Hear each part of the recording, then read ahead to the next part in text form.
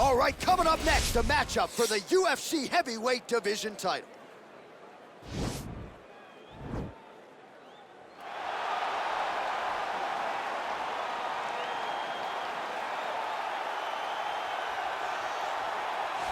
Well, for a long time, he's been mentioned with the baddest men on the planet. For a long time, though, the title fight eluded him. Not anymore. Here he is, the #1 heavyweight contender, finally making this walk and cracking a smile. He's waited a long time for this. He's not expecting a 25-minute war. He believes he has the power and the skills to get this thing done quickly. I guess we'll find out.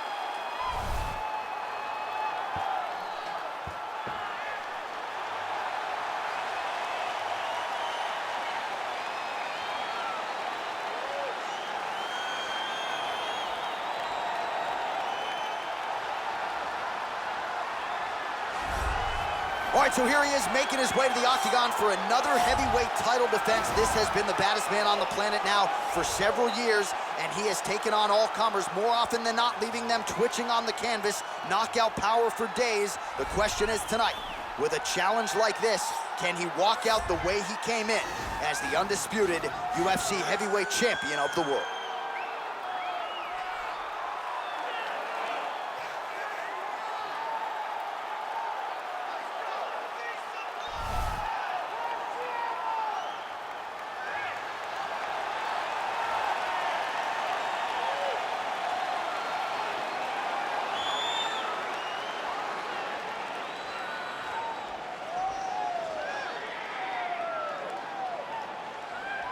Our tale of the tape for this heavyweight championship fight. 4 years apart, and they both possess a similar height and reach. And now to get us started, here's Bruce Buffer. Ladies and gentlemen, this is the main event of the evening. When the action begins, our referee in charge of the octagon, Yves Lavigne.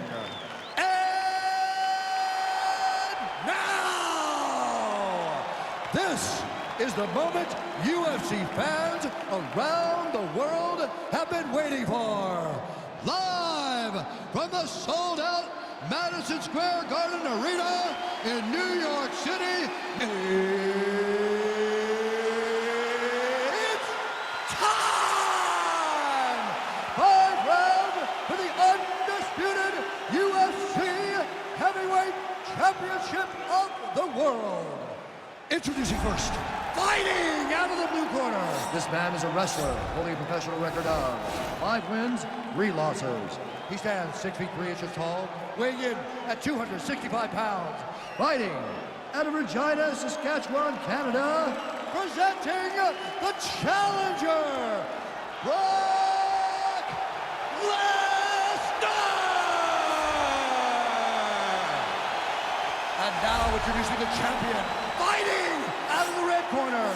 This man is a boxer, holding a professional record of 15 wins, 3 losses. He stands 6 feet 4 inches tall, weighing in at 250 pounds. Fighting out of Paris, France, ladies and gentlemen, presenting the reigning, defending UFC heavyweight champion of the world, Francis the Predator Ngannou.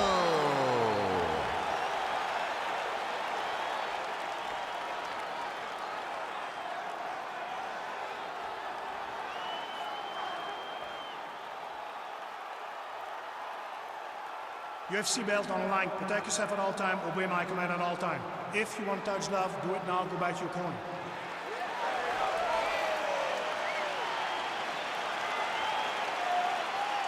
You ready? Are you ready? All right, so here we go. This highly anticipated fight is now underway. Looks like a classic matchup of striker versus grappler. Am I simplifying things too much? In this instance, you aren't, because this is what got these two men to the show. Right. One guy is known for his diverse attack on the feet. The other guy is known for his ability to drag the fight to the mat and put his opponents in danger from the very start of the grappling exchanges. And just misses with that big right hand. Big punch lands over the top. How's he gonna follow this? Ooh, head kick lands, he's hurt. much improved defensively as he blocks the shot. A little single collar tie there. Oh, how about the right hand from Francis Ngannou? It's hard to watch. I can't imagine it feels awful. You watch Francis put out an entire general. Throw. Let's see if he can capitalize and lock up this up. You got to try to find whether or not you're going to land ground and pound here or if you're going to go to submission. Well, not ideal to spend this much time on the bottom, but you can't fault him for his activity. Landing strikes here from the bottom. Nice work by the Predator, Francis Ngannou. Oh, his opponent squirming like a fish out of water now. The ground and pound is on point. This could very well be the beginning of the end. This could be the beginning of the end. We've seen some really good ground and pound fighters. This young man is as good as any we've ever seen. All right, operating inside the closed guard now. Ground and pound strike is true. He's putting him in exactly the positions he needs to be in right now. He's able to relax here, and he understands, being a veteran of so many fights, that as long as he's on top, he's winning. He feels like he's winning here.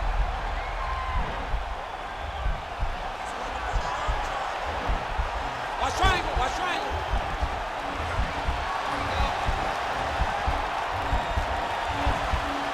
He needs to push the arm to the side. Get his head against the mat. Now watch, as he goes to the finish, watch his chest go to the mat. He goes flat. And he's out.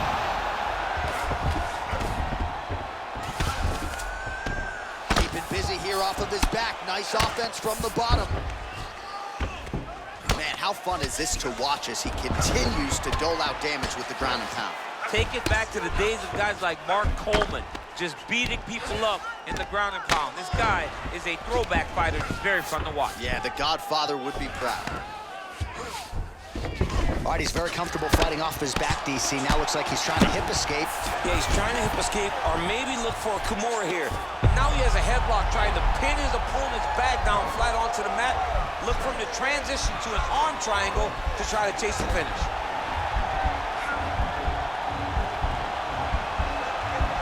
There he is. He's moving to the finishing position. Now watch, he goes parallel right next to his opponent. When it's time to finish, he has to go. Oh, he might have got him with a choke.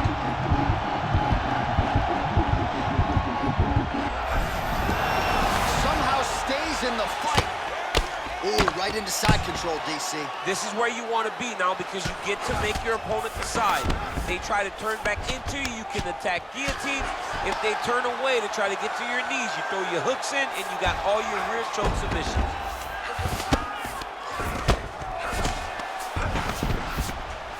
Useful strike there, the ground and pound on point tonight.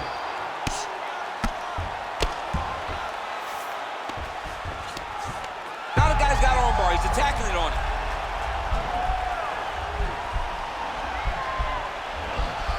He's attacking armbar now.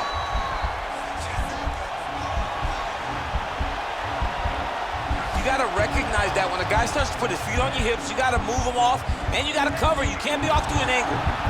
Now he falls back into the finishing position.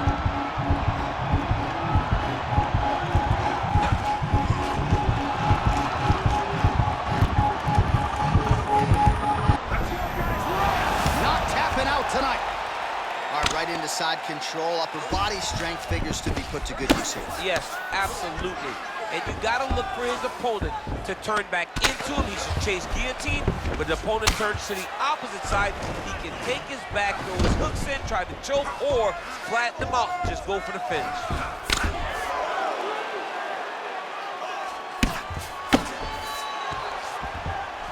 Well, not good body language from his opponent here, DC. He's curled up. No, he's exhausted. He's been beaten. Look at him whip his hip into that kick. 5 minutes in the books.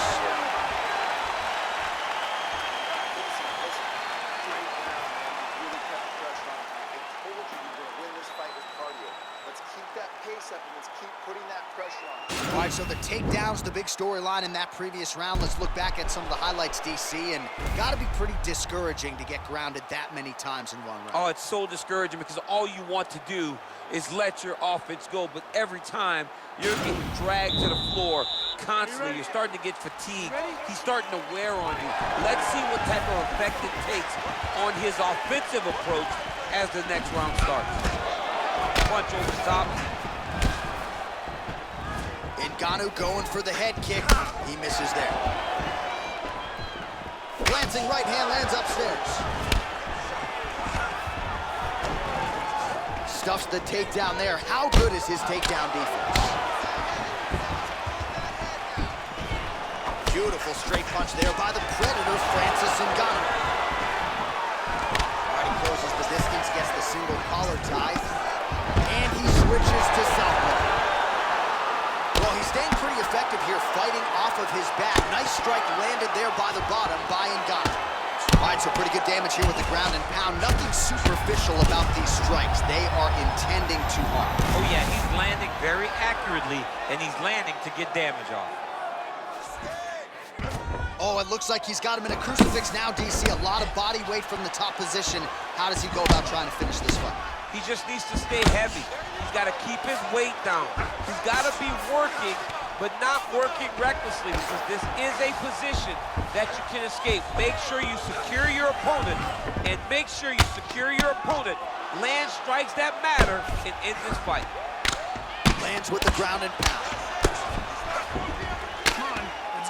Working off of his back here. Looks like he may try to hip escape. Oh, these are some big punches here from the top, DC. He hasn't needed to enter his opponent's guard yet, and he may not have to. He may not have to, but he's doing a real good job of being aware. There's danger when you're standing on top of your opponent like that. You gotta watch up kick. Notice how he leads with his hips when he goes to land strikes. Continuing to work out of the half guard. Oh, he's got the ground and pound going now. Oh, the difference in the striking is crazy. Oh, single collar tie here. Well, he has really picked up the pace here in round two. Much more aggressive than we saw in round one, and now starting to find himself. Shot there on the inside. He's hurt now. He turned his entire body into that uppercut, and it landed exactly as he was hoping for.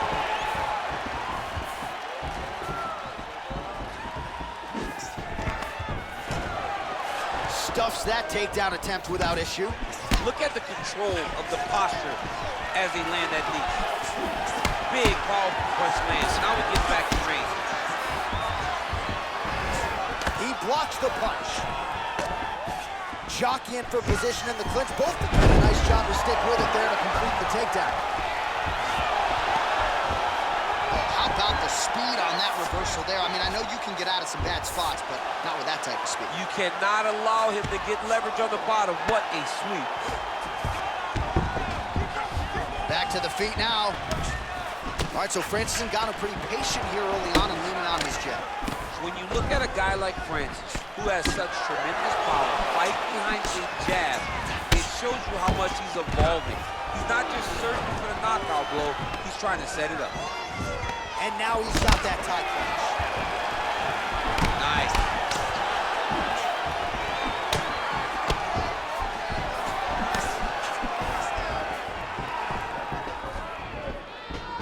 Oh, shot there, DC, and one more of those, he might be out. I mean, the fight is going to be over. I can't believe he's still standing. That shot landed perfect. Oh, massive head kick there. We'll see if he can finish.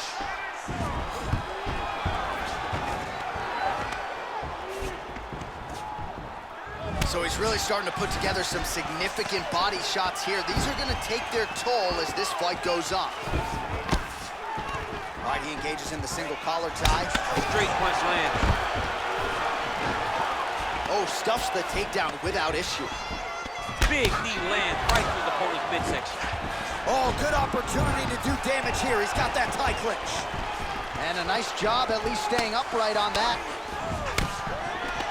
Oh, collar tie. Big power shot there. Game of inches right there, boy. Wow. It was good night if that landed. Oh, tagged him with that right hand. What a strike that was. What a strike that he is landing over and over again. His opponent will need to make some adjustments. Stuffs the takedown, no problem. And that's the end of round number two. Well, I'm not sure the extent to which he has recovered, but we do see the end of the round. DC, talk us through the replay. Well, he's a tough guy. he's going to make it to the stool.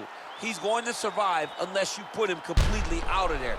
Unfortunately, he's in there with a guy that does have that ability.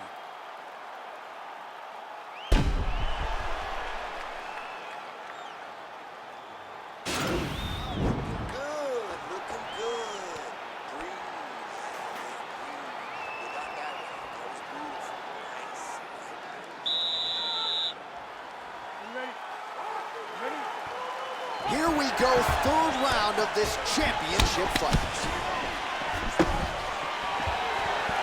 Well, he continues to land a high number of strikes here, just like he did in the previous round. This is a world-class display of striking here tonight. Look at him whip his hip into that kick. Takedown defense holds up. And they separate. Good stick.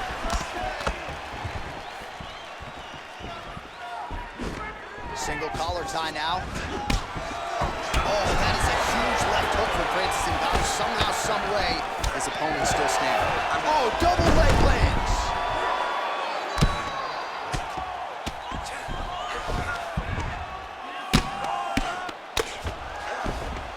Outstanding ground and pound here. Somewhat of a lost art in MMA, at least. Now, the guy's attacking the triangle. He finds himself in trouble because he got a little bit lazy in the full guard. Looks like he's trying to manipulate the head. This could be tight. He needs to push the arm to the side. Get his head against the mat. Now watch, as he goes to the finish, watch his chest. It's in there deep. There you go.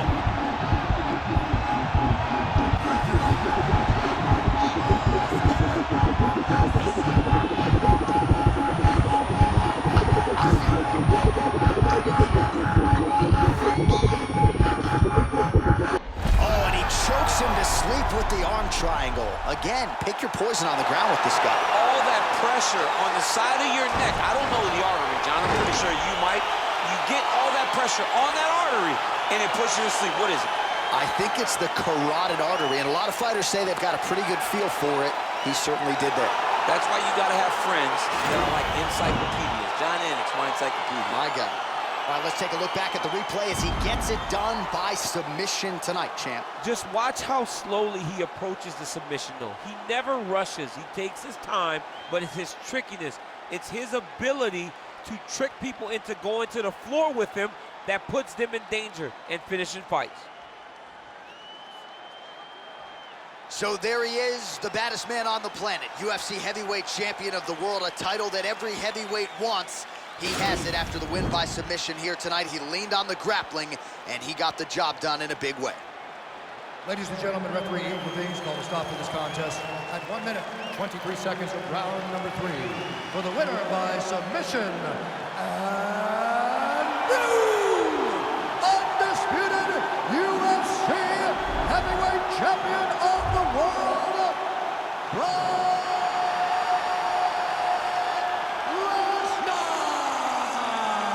So how about it? There is a new baddest man on the planet, the new UFC heavyweight champion, and he didn't just come in here and win on points here tonight. He submitted the defending, reigning UFC heavyweight champion, takes the belt into his corner, and this is just an amazing moment for fighter and coach and team. The celebration is on for the new UFC heavyweight champion of the world.